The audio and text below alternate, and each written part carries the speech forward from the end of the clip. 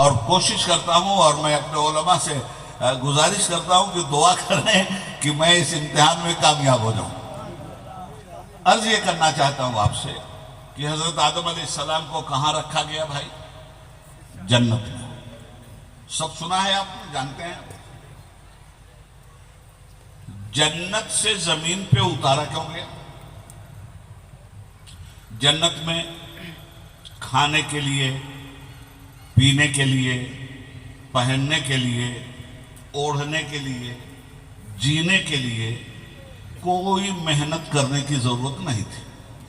اور جو جنت میں جائے گا اسے نہ کھانے کے لیے محنت کرنی پڑے گی، نہ سونے کے لیے، نہ کپڑے کے لیے، نہ زندگی گزارنے کے لیے۔ ہر چیز وَلَكُمْ فِيهَا مَا تَشْتَهِي أَنفُسُكُمْ وَلَكُمْ فِيهَا مَا تَدَّعُونَ۔ جس چیز کی تم خواہش کرو گے، ابھی تمہاری خواہش اپنی منزل تک نہیں پہنچی ہوگی، وہ چیز تمہارے سامنے پیش کر دی جائے گی۔ یہ ہے جنت۔ جنت میں رکھے گئے آدم علیہ السلام، ٹہل رہے تھے، گھوم رہے تھے، مزے کر رہے تھے، ٹھیک ہے، مگر اکیلے تھے۔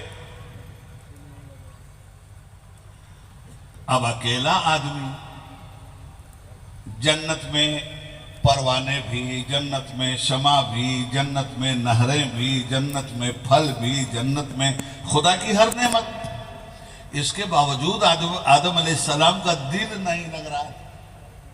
یہ بڑی بھاری مصیبت آ گئی۔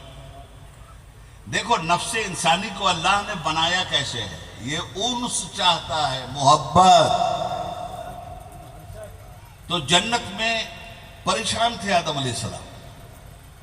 قدرت نے پوچھا آدم سب کچھ تو دیا ہے، کس چیز کی کمی محسوس کر رہا ہے؟ کہنے لگے مالک میں فرشتہ نہیں ہوں، تو نے مجھے انسان بنایا ہے اور میرے اندر نفس رکھا ہے، خواہشات کی ایک دنیا تو نے آباد کیا ہے۔ مولا جی جنت کی ساری نعمتیں سر آنکھوں پر، مگر معلوم نہیں کیا بات ہے کہ اس کے باوجود میرے ارمانوں کی دنیا میں ایک خلش برپا ہے، ایک ہیجان برپا ہے، معلوم نہیں کیوں برپا ہے۔ رب نے فوراً آدم علیہ السلام کو سلا دیا، اور انہی کے وجود سے، انہی کی پسلی سے ایک عورت نکال دی۔ اسلامک پوائنٹ آف ویو دے رہا ہوں آپ کو۔ اب جو آدم علیہ السلام نے آنکھ کھولا تو دیکھا ایک بڑی خوبصورت مورت ہے سامنے، بڑی خوبصورت عورت۔ تو چونکہ انسان اکیلے رہ ہی نہیں سکتا، انس ہے، محبت ہے، جب تک اس کو پڑوس نہ ملے، لوگ نہ ملے، جنگل میں آدمی کو چھوڑ دو، جانوروں میں مر جائے گا۔ کسی بہترین باغیچے میں اس کو ڈال دو، اکیلے اوب جائے گا، اسے ساتھ چاہیے۔ تو قدرت نے ایک ساتھی انہی کے وجود سے نکال کر کے سامنے رکھ دیا، اس کا نام رکھا اللہ نے حوا، جس کو آپ ماں حوا کہتے ہیں اور جن کو آپ بابا آدم کہتے ہیں۔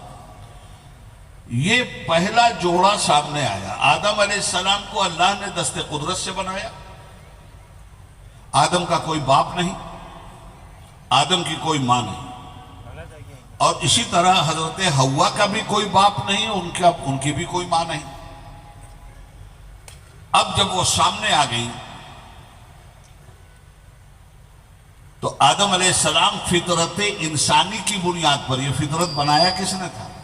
یہ نیچر تو اللہ نے بنایا ہے نا، یہ اللہ کی مشیت تھی نا کہ دنیا کو کیسے آباد کیا جائے۔ ابھی تو سارا معاملہ جنت میں ہے، سورگ میں۔ اب کیا کریں گے صاحب؟ اب آدم علیہ السلام نے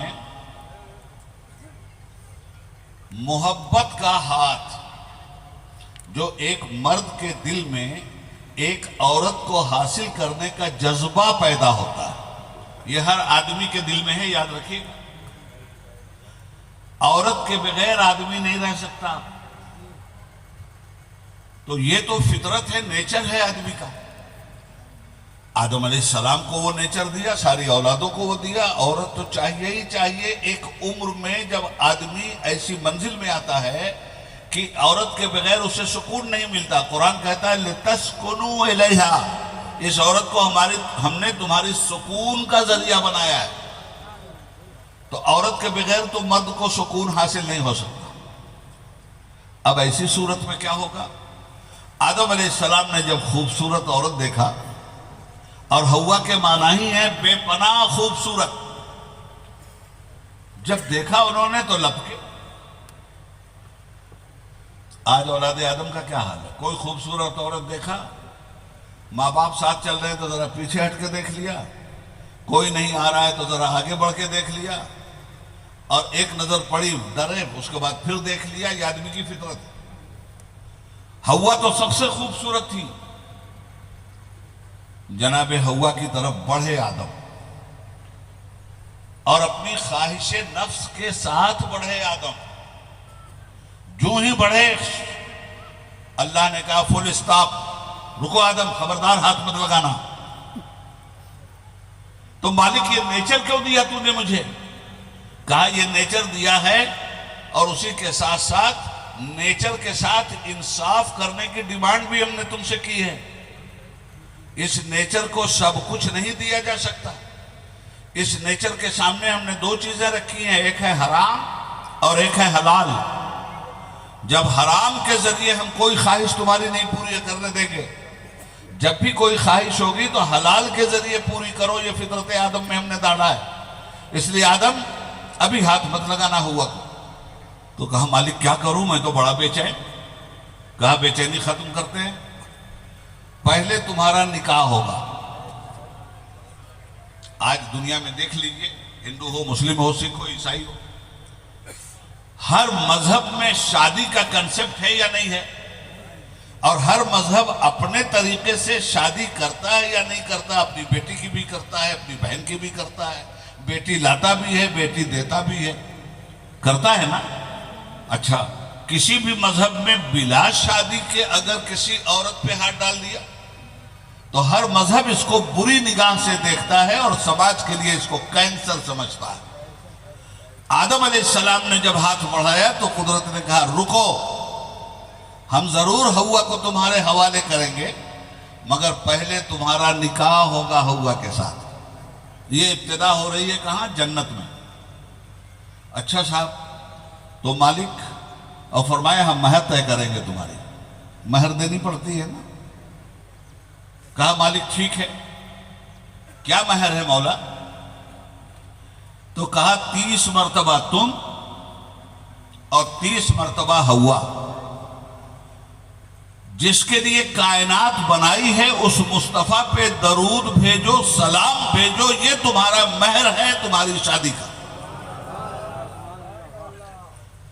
اب چلے صاحب وہاں سے، میاں بیوی آرام سے رہنے لگے جنت میں۔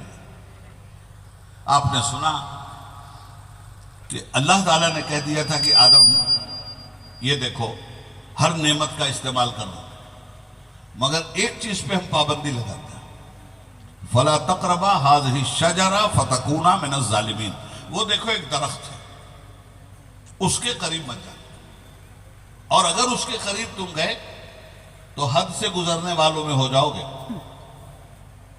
اللہ کی مشیت کو زمین پہ بندوں کو اتار کر بندوں کو نیابت دینی تھی، تو اسباب ایسے پیدا کیے کہ انسان کو زمین پہ اتارا جائے۔ میاں بیوی اس درخت کے قریب چلے بھی گئے، نیت نہیں تھی جانے کی، وہ ہوتا ہے نا، ہماری نیت نہیں ہے صاحب یہاں آنے کی، مگر بھول کے آگے، تو نیت تو نہیں تھی جانے کی مگر بھول گئے۔ قرآن اس کو بھولنا کہتا ہے، فَأَزَلَّهُمَ الشَّيْطَانُ، شیطان نے ذلت دے دی، دھوکہ دے دیا، چلے گئے، کھا لیا پھل۔ اب کیا ہوا؟ فَبَدَتْ لَهُمَا سَوْآتُهُمَا وَطُفِقَا يَخْصِفَانِ عَلَيْهِمَا مِنْ وَرَقِ الْجَنَّةِ۔